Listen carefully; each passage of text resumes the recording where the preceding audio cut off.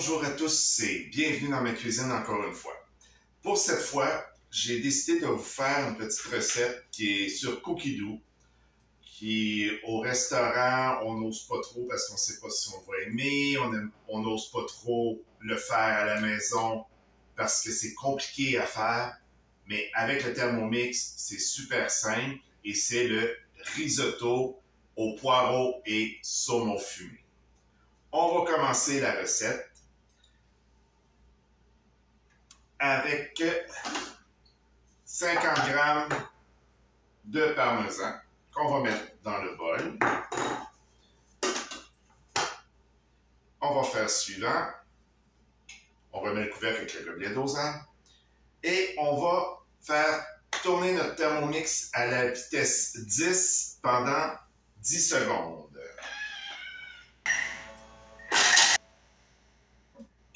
On fait suivant et on va transvaser le tout dans un bol pour le réserver pour plus tard. Et même s'il en reste un peu dans le bol, c'est pas grave. Ça va juste être meilleur pour la suite. On remet notre bol et on réserve. On continue. On va mettre 40 g d'échalotes françaises à l'intérieur. On fait suivant. On remet le couvercle avec son gobelet doseur. On pèse toujours sur suivant. Et maintenant, on va y aller à la vitesse 5 secondes pour hacher les échalotes. On fait suivant. On va rabattre le tout. Tout est bien haché. Et pas de langue. Maintenant que ça est fait, on va rajouter 40 g d'huile d'olive.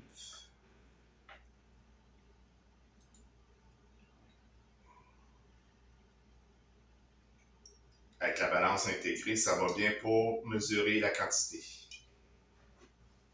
Et voilà, c'est fait.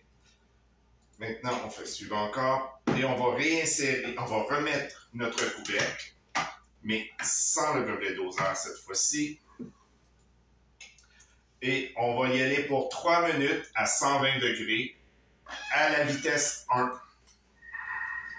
Bon, le rissolage des échalotes est maintenant terminé. On va rajouter à l'intérieur du bol 200 g de riz à risotto, donc du arborio, qu'on va mettre à l'intérieur du bol. Et on va remettre le gobelet doseur. Eux, ils demandent de le mettre avec le panier, mais vu que c'est un TM6, on a l'anti-éclaboussure qu'on peut mettre dessus.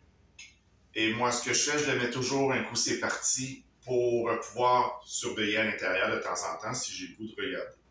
Et on va partir ça pour 5 minutes à 100 degrés à la vitesse 1 encore une fois. Bon, la première cuisson du riz se termine à l'instant. On va peser sur suivant. Et là, on va rajouter un 150 g de blanc de poireau émincé que j'ai déjà tout fait, vraiment très mince, qu'on va mettre à l'intérieur. Et vous savez, on a comme habitude de jeter aux poubelles ce qui reste. On enlève ce qui n'est pas bon, mais le reste, on peut le congeler pour faire un fond de légumes futur avec des légumes qu'on ne s'est pas servi. Ensuite, on va mettre un cube de bouillon. Moi, ce que j'ai choisi comme bouillon, c'est du bouillon de poulet. Je vais mettre un cube dedans. Après, 750 g d'eau.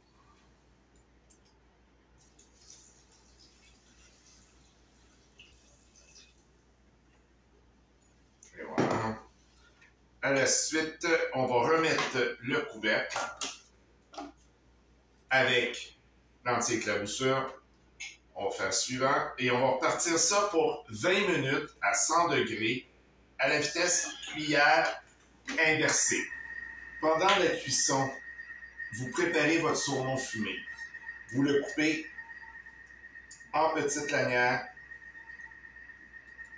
comme ça. Ça en prend 125 grammes. Moi, j'en ai un petit peu plus. Je mets 150 parce que mes paquets sont de 75 grammes. Ça ne vient pas changer grand-chose. Juste qu'on en goûte un peu plus. Et on les coupe au complet en lanière. Et voilà, l'étape du 20 minutes de cuisson se termine à l'instant. On va faire suivant encore une fois. Là, on faut le transvaser dans un récipient. C'est sûr que le risotto, au début, il va sembler un peu liquide, mais en refroidissant, il va épaissir encore plus. Là, on le transfère dans un bol.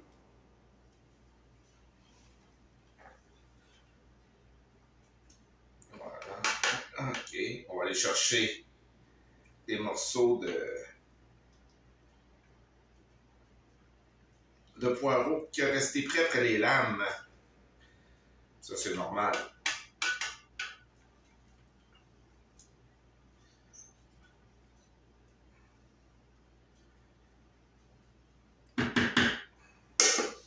Voilà, c'est fait. Et il demande de mettre de la crème fraîche. Une cuillerée à soupe de crème fraîche. Moi, je n'ai pas de crème fraîche.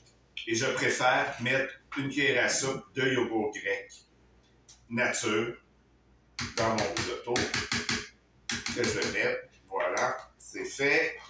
Et on met le parmesan que nous avons réservé un peu plus tôt à l'intérieur.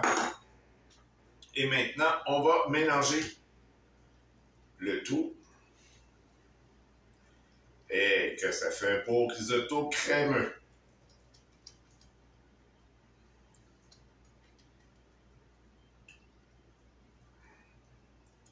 Voilà. Tout est bien mélangé. L'étape suivante, c'est qu'on ajoute notre saumon fumé dans le risotto qui est en lanière.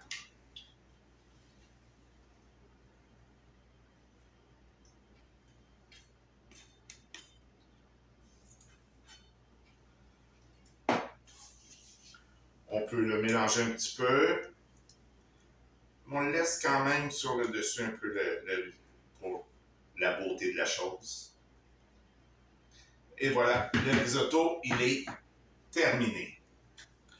Sur ce, je vous souhaite un bon appétit, une bonne dégustation et j'espère que vous avez apprécié. Si jamais vous voulez voir le Thermomix en action dans votre cuisine, communiquez avec moi avec mon courriel à nlerouxconsultant@gmail.com. Je vous remercie. À la prochaine. Au revoir.